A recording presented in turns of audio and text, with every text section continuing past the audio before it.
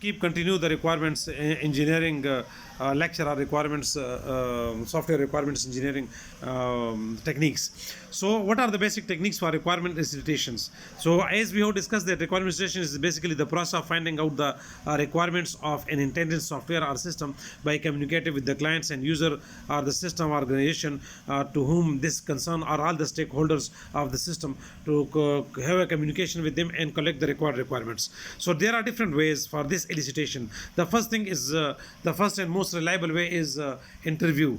We conduct interviews with the organizations or with the customer or with the clients or with the user, all the stakeholders. They are have a connection with the system or have a relation with the system or they are the stakeholder of the system. उनके साथ interviews conduct करते हैं और उन interviews में जो चीज़ें हमने उनसे समझनी है वो हम उनसे समझ लें और जो उन्होंने हमें बतानी है वो हमें बता दे। और अगर हमें कोई कन्फ्यूजन है किसी चीज़ के बारे में, फंक्शनलिटी के बारे में, उसके प्रोसेस के बारे में, फ्लो के बारे में, वो हम उनसे क्लियर कर दें। तो इंटरव्यू कंडक्ट किस लिए किया जाता है बेटा कि जो रिक्वायर्ड डेटा है वो हमें ऑब्टेन हो जाए, क्लियरली हो जाए, उसमें कोई एम्बिग्विटी वो सॉल्व हो जाए और ओपनली आपके साथ सारा डेटा आ जाए। इसके लिए इंटरव्यूज़ कंडक्ट किए जाते हैं। इंटरव्यूज़ क्लोज भी होते हैं, ओपन भी होते हैं, ठीक है ना जी। ऑरल इंटरव्यूज़ भी होते हैं, रिटन इंटरव्यूज़ भी, उसके बहुत से टाइप्स है बेटा, ठीक है ना। ग्रुप इंटरव्यूज़ भी होते हैं और ये शार्ट यहाँ एलेबोरेट किया है मैंने, उसको आप स्टडी कर सकते हैं। एक टेक्निक ये है। सेकेंड टेक्निक हमारे पास जो है वो सर्वे है बेटा, कि हम सर्वे कर लें, मीन के हम एक सर्वे कंडक्ट कर लें पूरे जितने भी स्टेक होल्डर्स हैं, जितने भी ऑर्गेनाइजेशन कस्टमर्स हैं, उनके एक सर्वे कर ले और उस सर्वे में हमें मेन चीज़ें ऑब्जर्व कर ले कि कौन कौन से काम जो है वो हो रहे हैं इस वक्त जो है वो एग्जिस्टिंग सिस्टम में और न्यू सिस्टम में, इसको कैसे इनकॉर्पोरेट किया जाएगा। तो इस पर्पस के लिए जो है वो सर्वे कंडक्ट किए जाते हैं ताकि जितनी भी इस वक्त इन प्रोग्रेस या इन फंक्शनल चीज़ें हैं उसको खुद व्यू किया जा सके, ठीक है बेटा। तो ये इसके बारे में अगर कोई क्यूरी हो तो आप क्यूरी भी उस वक्त उस फंक्शन के बारे में कर सकते हैं रिक्वायर्ड स्टेक होल्डर से, यूज़र से, ताकि वो क्लियर हो जाए। नेक्स्ट टेक्निक हमारे पास क्वेश्चनर है बेटा।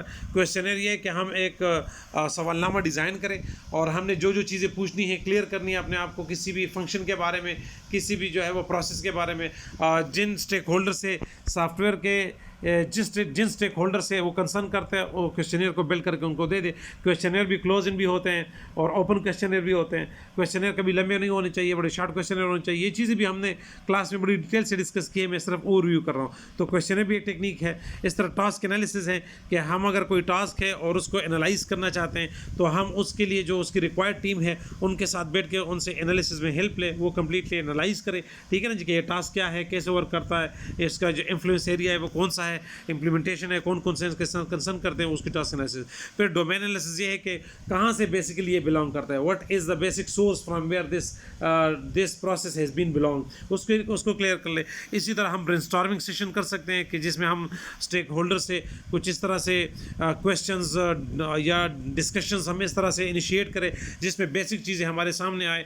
तो ये भी तरीक़ेकार हो सकता है। नेक्स्ट प्रोटाइपिंग भी एक मेथड है कि जिसमें हम एक इनिशियल सा यूज़र इंटरफेस डेवलप कर दे, वर्जन डेवलप करे सॉफ्टवेयर का, जितना डेटा हमारे पास है उसको यूज़र को हैंड ओवर कर दे या स्टेक होल्डर्स को उसको हैंड ओवर कर दे। स्टेक होल्डर उसको चेक करे, उसमें जो डिफिशिएंसी है या जो कमी बेशी है या जो एडिशन सब्ट्रैक्शन है वो हमें सजेस्ट करे, उसके मुताबिक हम फिर नेक्स्ट प्रोटाइप पे जाए, सो ऑन जैसे हमने प्रोसेस मॉडल में पढ़ा था। जब तक हम फाइनल जो चीज़ें हमें क्लियर होनी है वो क्लियर हो जाए और हम फाइनल प्रोडक्ट तैयार करने में कामयाब हो जाए, उस वक्त हम प्रोटाइपिंग कर ले।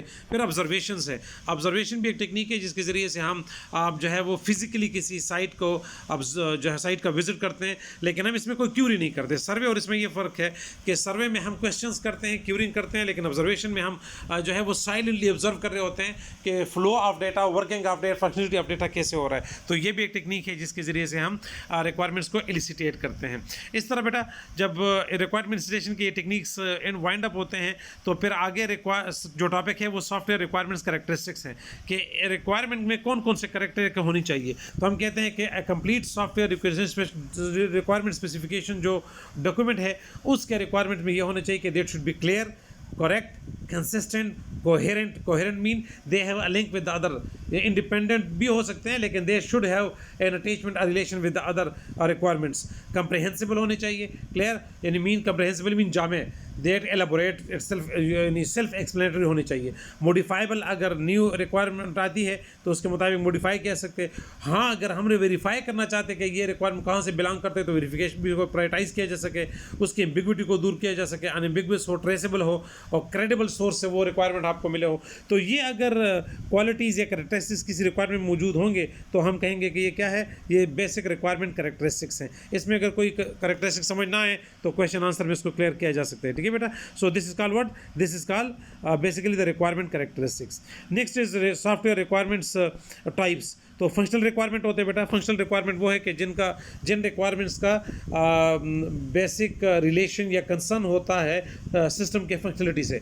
अगर वो रिक्वायरमेंट ना हो तो सिस्टम की फंक्शनलिटी इफेक्ट होती है। क्लियर? जिस तरह हम अपने प्रोग्राम को यूज़ करते हैं तो अगर उसमें हमने एडिशन ऐड की बटन ना रखी हो और हम उसमें एडिशन करना चाहे तो ना हो सके, तो ये इससे फंक्शनलिटी इफेक्ट होती है। हम कोई चीज़ सर्च करना चाहे, सर्च ना हो, तो इसका मतलब कि उससे क्या होती है, वो चीज़ इफेक्ट होती है। इस तरह अगर मुझे कोई चीज़ स्टोर करनी हो, मेरे पास वो राइट्स ना हो, तो उसे फंक्शनलिटी इफेक्ट होती है। तो कुछ फंक्शनल रिक्वायरमेंट होते हैं दे directly effect the system functionality, that is called what, functional requirements. कुछ नॉन फंक्शनल रिक्वायरमेंट होते हैं जिससे डायरेक्टली तो सिस्टम की फंक्शनलिटी इफेक्ट नहीं होती, लेकिन इनडायरेक्टली उसका सिस्टम पे इफेक्ट पड़ता है। जिस तरह सिक्योरिटी है, ठीक है, क्वालिटी है, फ्लेक्सिबिलिटी है, ये सारी चीज़ें जो हैं वो परफॉर्मेंस है, कॉन्फ़िगरेशन है सिस्टम की, वो डायरेक्टली तो इफेक्ट नहीं करती, लेकिन later on on some stage जो है वो आपके लिए प्रॉब्लम क्रिएट कर सकती है। तो देयरफॉर रिक्वायरमेंट्स दोनों है, कुछ फंक्शन है, कुछ नॉन फंक्शनल है। मीन का कुछ का सिस्टम के रनिंग और एग्जीक्यूशन से ताल्लुक़ है, और कुछ का सिस्टम के सर्वाइवल से, सिस्टम की सिक्योरिटी से और सिस्टम के मेंटेनेंस से कंसर्न है। तो इसलिए हम कहते हैं कि दोनों रिक्वायरमेंट्स एसेंशियल होते हैं। ये इस तरह से भी हम कैटेगराइज कर सकते हैं लॉजिकली कि मस्ट हैव रिक्वायरमेंट्स है, शुड हैव रिक्वायरमेंट्स है, कुड हैव है और विश लिस्ट है। Software can not be said operational without them. Must requirement वो है कि जिसके बगैर ये ना काम कर सके। Enhancing the functionality of the system should have requirements है, और could have, software can still properly function with these requirements. अगर ये होंगे तो अच्छा होगा, नहीं होंगे तो ज़्यादा इफेक्ट नहीं होगा। और as requirements do not map to any objective of the software, but if they will be added, so it is an addition to the function, addition to the software। वो उसकी जो समझ लीजिए कि सॉफ्टवेयर की जो है वो गुड लुकिंग में इन चीज़ों में हेल्पफुल हो सकती है। ठीक है बेटा। So this is the second part of this lecture, and इंशाल्लाह after that we will conduct the third part of this lecture. Okay बेटा, थैंक यू।